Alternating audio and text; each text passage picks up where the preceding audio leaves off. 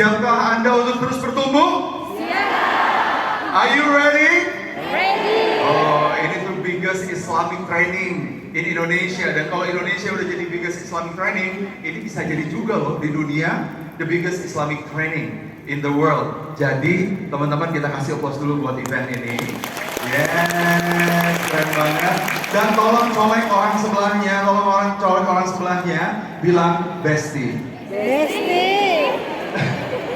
Bestie. Bestie. Alhamdulillah. Alhamdulillah ya. Kita ada di sini. Kita ada di sini. Bestie. Siap bertumbuh ya bestie. Siap bertumbuh ya bestie.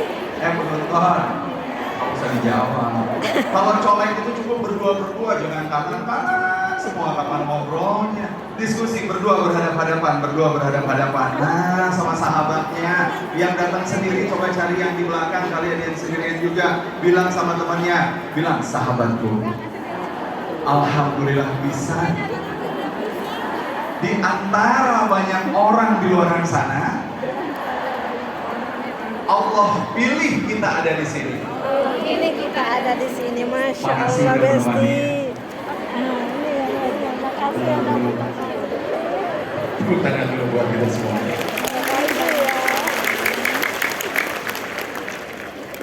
Bapak Ibu, buat seorang Hari Firmansyah, bertumbuh itu harus kelihatan, harus nampak wujudnya, harus signifikan. Dulu saya mikir kayak gitu. Dulu ketika hidup keadaannya kayaknya nggak kondusif banget. Dari hidup yang enak, kemudian terjadi krisis moneter 97. Terus kemudian kebanting jadi orang yang nggak punya apa-apa. Nggak bisa sekolah, nggak bisa kuliah. Saya susah banget hidup. Dan setelah itu kemudian berjanji, saya akan terus bertumbuh. Naik dari tahun ke tahun dan terus signifikan, bisa saya rasain, bisa kelihatan sama orang kiri kanan saya. Itu dulu. Sehingga apa yang saya lakukan, sahabat-sahabat semuanya, saya baca banyak buku. Ada di sini yang suka banyak baca buku, ada? Coba mana yang baca buku? Alhamdulillah, luar biasa ya. Ini katanya teman sebaik-baiknya di setiap zaman, ini buku. Saya baca buku, luar biasa, banyak banget. Satu buku yang menemani ketika saya krisis adalah 7 Habits for Highly Effective People. Dulu merasa keren banget baca buku itu, dan buku itu tuh jadi ruh sedemikian panjang. Termasuk bukunya guru kita yang sekarang ada hadir di sini, Bapak Jamil Azaini. Kasih aplaus dulu untuk beliau. Saya baca bukunya, saya buat proposalnya, saya serahkan proposal itu. Tuhan, ini adalah proposal hidup. Saya banyak baca buku karena saya ngerasa tumbuh itu harus kelihatan dan harus punya modal untuk bertumbuh, dan saya jadikan buku itu sebuah modal. Lantas kemudian saya ikutan berbagai macam training. Saya ikutan training Pak Ari Kinajar Agustian ESQ. Masya Allah, luar biasa, keren banget. Menghujam, menggugah, dan mengubah. Saya ikutan training Pak Tung Desa Waringin. Wah, saya pengen jadi orang kaya. Harus tahu caranya gimana jadi orang kaya. Ikutan training beliau. Saya ikutan trainingnya Mas Indrawan Nugroho. Saya ikutan trainingnya Pak Jamil Azaini. Saya ikutan banyak banget training. Saya pergi ke Singapura untuk ikutan trainingnya Anthony Robbins. Saya pikir kalau saya bertumbuh, saya perlu bertumbuh, saya harus bertumbuh, saya harus ikutan training supaya ada modal besar. Pulang dari training, pulang dari membaca buku, melakukan banyak aktivitas, kemudian saya melaunching berbagai macam platform untuk pembelajaran. Saya ngerasa ini saatnya untuk bertumbuh, maka saya launching. Ada Butterfly Egg, ada HCR.id, ada High Performa, ada Mentors.id untuk online, ada apa lagi ya, sampai lupa. Reintegrating Value, Strengthening Culture, Leadership Essential, Pola Perubahan, dan lain sebagainya. Saya pikir ini adalah modal untuk pertumbuhan. Bapak Ibu, siapa yang ngerasa di sini hidupnya bertumbuh? Ada? Alhamdulillah. Siapa yang ngerasa hidupnya dulu bertumbuh, tapi kayaknya sekarang pertumbuhannya kurang signifikan? Ada? Ya betul. Apalagi kalau apalagi kalau udah giliran ngelihat media sosialnya teman sebelah tuh kayak ibu yang barusan tadi. kenapa sih dia tumbuhnya cepet banget, sementara gue tumbuhnya kok nut-nutan gitu. Naik dikit turun, dua, naik tiga turun. Teman-teman semuanya, itu yang terjadi sama saya. Itu dulu teman-teman, itu dulu. Saya ngerasa setelah ikutan banyak training, baca buku, dengerin audiobook, ikutan segala macam, saya ngerasa diri saya bertumbuh. Itu dulu. Saya ngerasa saya bertumbuh. Saya ngerasa saya membesar. Bapak Ibu bisa ngelihat saya membesar. Saya ngerasa saya membesar, tapi kemudian alhamdulillah saya sadar. Sadar apa kan? Saya membesar, tapi saya nyasar. Ada yang hidupnya terus jalan tapi nyasar, ada nggak? Nggak ada. Pernah percaya sama GPS, terus saking percayanya ditunjukkan oleh GPS, tapi akhirnya nyasar karena nyungsep ke jalan yang kecil, pernah? Sering. Berarti bukan Rabbunallah, tapi Rob kita adalah GPS. Itu saya. Bukan berarti Pak Jamil terus saya baca bukunya terus beliau membuat saya nyasar. Enggak ya, enggak sama sekali. Cuma pilihan-pilihan saya ternyata membuat saya, teman-teman semuanya, sampai ada di satu titik, ini kayaknya mau gini terus gitu. Apalagi yang harus dilakukan? Kok kering? Padahal seluruhnya ada peluang, ada keuangan, ada keluarga, ada, tapi kok hidup kering? Sampai kemudian saya berjumpa dengan seorang ustadz. Badannya tidak membesar, tapi mudah-mudahan hidupnya tidak nyasar. Di sebuah majelis taklim ibu-ibu, saya datang ikutan. Hari pakai kerudung, gimana coba? Ikutan aja temenin beliau. Dan kemudian saya melihat beliau mempresentasikan cuma satu ayat, tapi satu ayat itu masya Allah luar biasa. Sahabat-sahabat semuanya, saya melihat Ustadz Fatih Karim. Tepuk tangan dulu untuk beliau. Saya melihat Ustadz Asep Prianta. Dan di dalam ayat itu dituliskan, teman-teman semuanya, yang maknanya saya bawa. Ketika kita mengaku beriman. Ngaku beriman nggak? Ketika laki-laki ngaku beriman, ketika perempuan ngaku beriman, tapi kemudian dia menyimpan segala sesuatu, menetapkan segala sesuatu di luar apa-apa yang sudah Allah tetapkan kepada mereka, sungguh mereka berada di dalam kesesatan yang teramat nyata. And that's what's me. Itu saya. Saya ngerasa dulu udah keren banget buat A, buat B, buat C, buat D. Tapi kemudian di titik itu saya tahu bahwa saya nyimpen Al-Quran itu di belakang saya, bukan di depan saya. Sementara ada hadis yang kemudian disampaikan oleh Ustadz Fatih pada saat itu. Barang siapa yang menyimpan Al-Quran di hadapannya, maka Al-Quran akan menjadi petunjuk baginya. Tapi yang menyimpan Al-Quran di belakangnya, maka Al-Quran itu akan siap mendorongnya ke neraka jahanam. Yang saya baca Seven Habits, Al-Quran saya tinggalin. Yang saya baca Atomic Habits, Al-Quran saya simpan ke belakang. Dan saya merasa bertumbuh.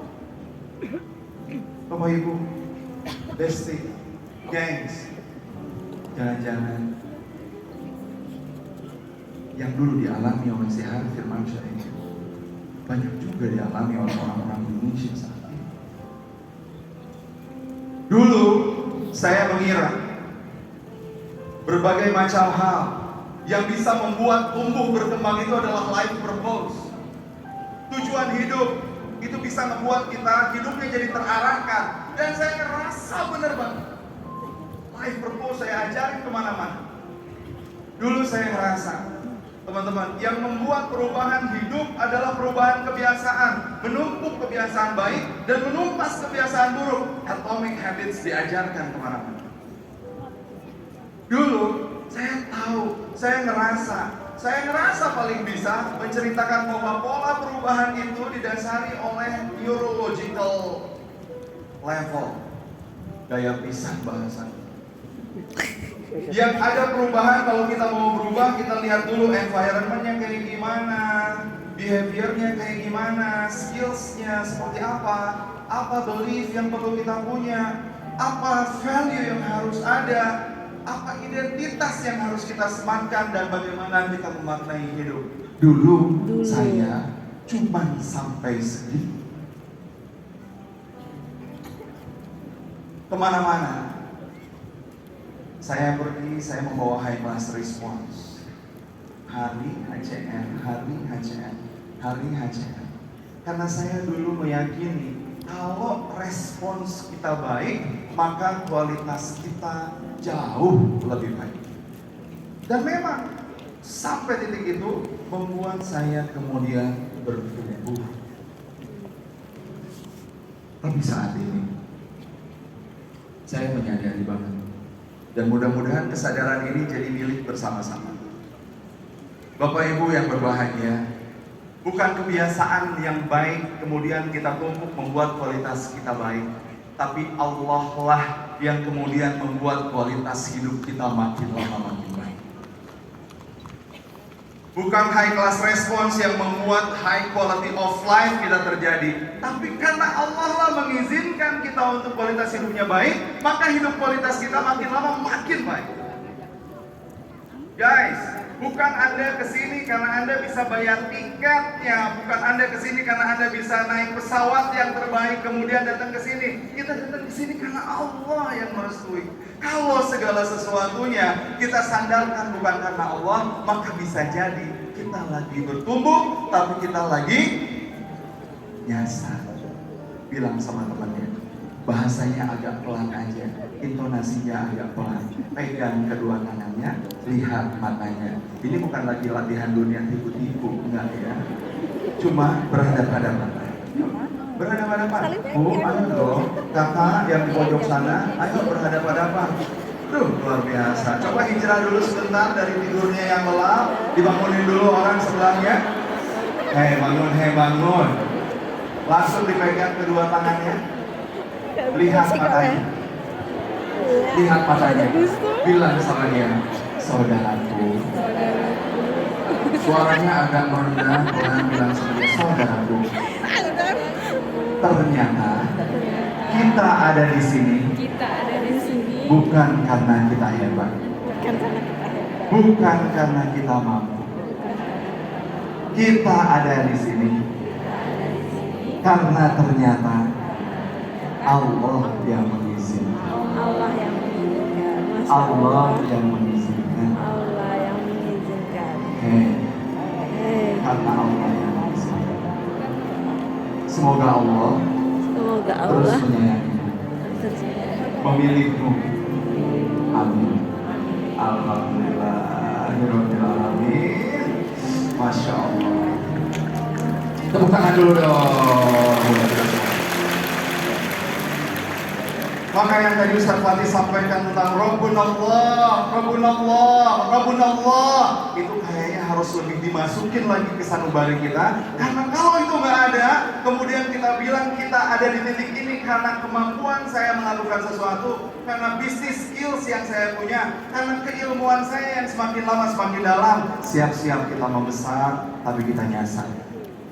Teman-teman, big challenge-nya untuk kita sekarang yang sudah pada hijrah seperti Anda semuanya, big challenge-nya adalah gimana supaya kesadaran ini kemudian nggak cuma sampai di kita aja. Gimana supaya kemudian kesadaran ini ada di sekeliling rumah kita. Gimana kemudian kesadaran pemahaman yang Allah sudah rizkikan kepada kita ini menyebar kepada orang-orang di sebelah kita. Karena hijrah bukan tentang aku, hijrah adalah tentang kita. Tentang siapa? Lo, bilang? Lo, gue, lo gue emang kriminal ya, lo gue, bilang, lo, gue, kita, asik. Hijrah adalah tentang kita, dan ini adalah challenge untuk kita. Jangan merasa keren sendirian, alhamdulillah saya mau udah hijrah. Ya mulai juga siang dan malam. Puasa Daud sampai tiap hari. Kamu sering pagi saja susah banget. Gak usah bangga kayak gitu. Kalau sekeliling kita masih hidup-hidup aja. Sahabat-sahabat semuanya, hijrah yang kita punya saat ini harus diaplikasikan dan terimplikasikan, terejawantahkan, kelihatan dalam bentuk respons. Respons kita harus makin lama makin baik. Kita kalau kata Pak Jamil, kata Bunda Sofi, kita harus makin loving kindness. Kiri kanan kita harus disapa, disayang. Seluruh makhluk Allah, semut, melihat pohon, apalagi manusia, disapa. Dan pengen banget nanti ketika istirahat, satu sama lain teh saling nyapa. Bentuk dari hijrah, bahwa kita teh hijrahnya bukan lagi tentang aku, tapi udah tentang kita. Enggaknya mangut, salam, nggak kenal juga nggak apa-apa. Ya, terus aja 6.000. Assalamualaikum, assalamualaikum. Indah kayaknya ya, cantik. Tapi respon yang sendiri kita punya gak akan asing kalau sendirian. Ada cuma satu orang yang salam ke setiap orang datang. Assalamualaikum, assalamualaikum. Kata temen itu kenalan sih ya. Tapi bayangkan kalau 6.000 orang yang ada di sini teh semuanya pada senyum. Coba senyum. Masya Allah. Ini orang Islam itu orang yang menyelamatkan saudaranya dari lisan dan tangannya. Coba senyum dulu. Gitu antum. Dan senyum kita ditahan sampai sore. Dan ketika pas sholat zuhur teh bareng-bareng ngasih respon yang terbaik. Asik? Karena ternyata teman-teman semuanya, next level itu bukan tentang aku, tentang kita. Maka bukan lagi aku bagus, aku baik, aku hebat, tapi kita menjadi jauh makin lama makin baik. Dan inilah yang kemudian disebut budaya. Ketika respon itu sudah kolektif, bukan lagi sendirian. Bapak Ibu yang berbahagia, tadi Ustaz Fatih ngomongin tentang satu negara. Sekarang saya tanya, guys, di sini ada yang belajar agama Sinto? Coba yang belajar agama Sinto, tolong yang biru yang dikeluarin. Ada? Yang paham agama Sinto, kuningnya dikeluarin. Yang tahu negara Jepang, tolong apa aja lah dikeluarin. Apa yang tersirat di benak Anda ketika disebutkan Jepang? Nagasaki, Hiroshima, teknologinya tinggi.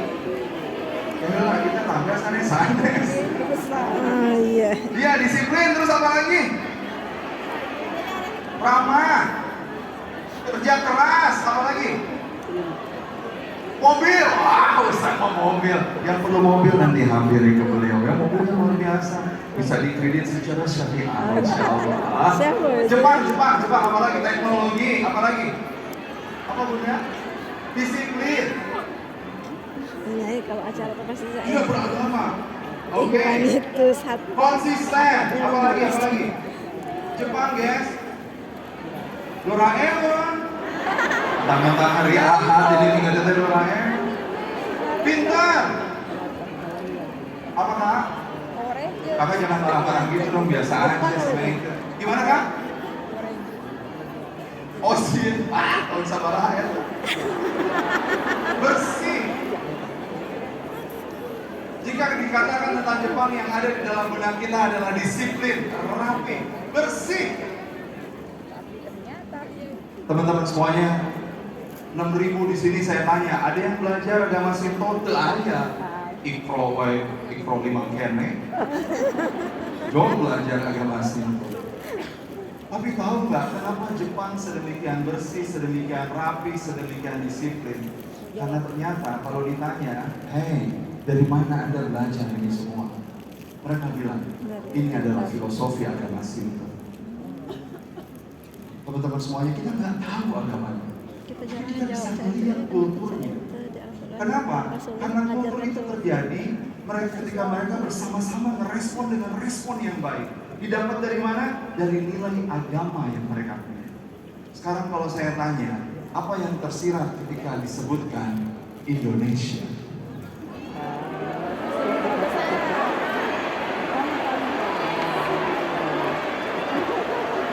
Yang ibu tadi korupsi.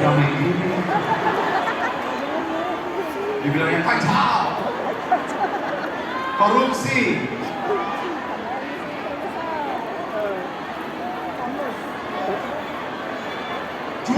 Juara apa? Juara drama.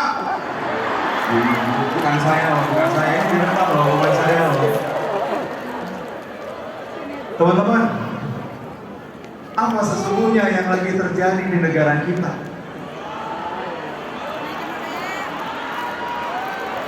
Apa sesungguhnya yang sedang terjadi di negara kita?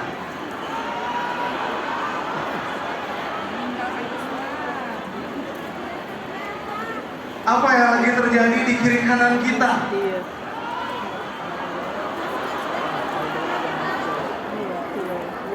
Siapa yang cinta Indonesia? Saya juga. Siapa yang pengen Cinta. memperbaiki Indonesia lebih baik? Maka kalau kita pengen memperbaiki, kita harus jujur melihat keadaan.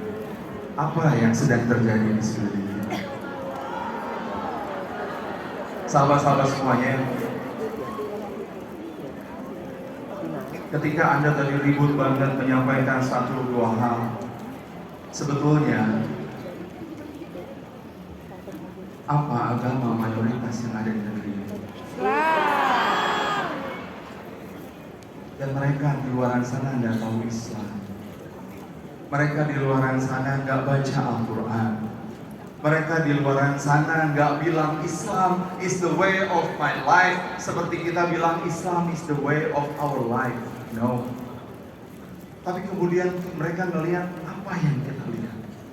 Sahabat-sahabat semuanya, kita ini ngaku agama Islam, tapi jangan-jangan Islam kita ini baru di mulut, baru di keyakinan bahwa kita beragama Islam. Kita belum melakukan nilai-nilai apa yang diajarkan oleh agama Islam seperti negara ini, sehingga negara ini menjadi seperti apa yang kita rasakan. Dan ini bukan karena siapa-siapa, ini karena Anda, ini karena saya, ini karena kita. Karena kita nggak pernah sadar bahwa respon itu bukan tentang aku, respon itu tentang kita.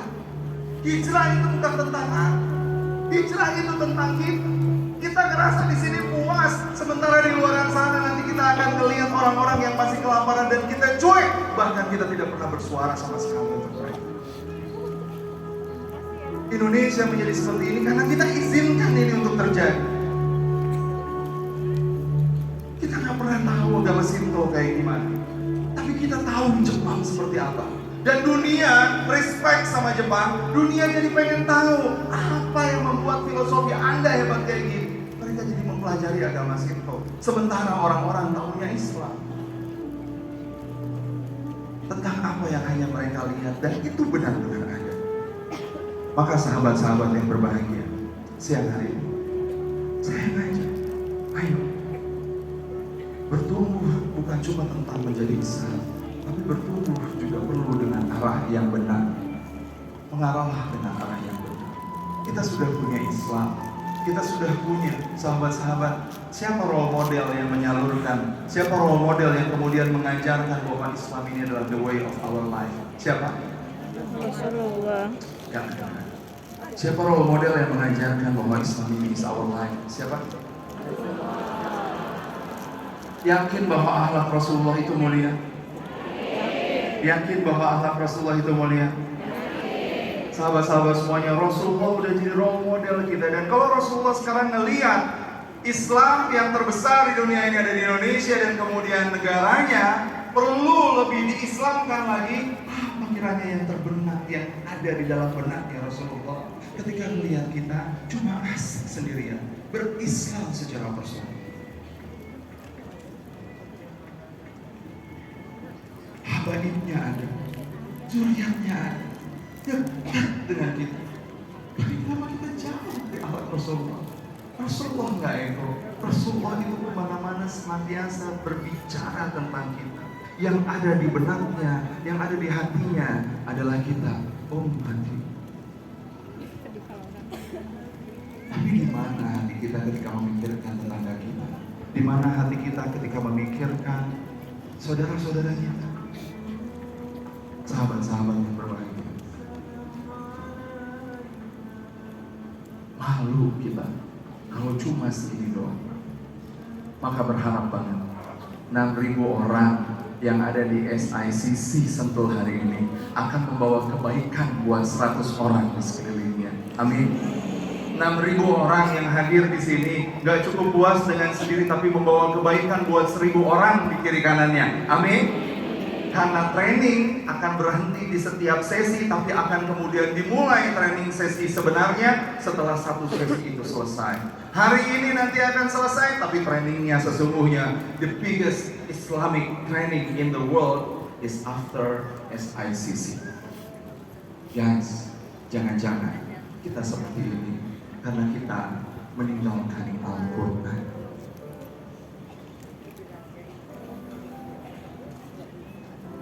Kita jauh dari Quran. Kita menempatkan Al-Quran di belakang kita. Kita jadi seperti ini sekarang, bukan cuma personal yang bertumbuhnya nyasar, tapi menjadi komunal, satu entitas besar yang kemudian perlu kita perbaiki lagi.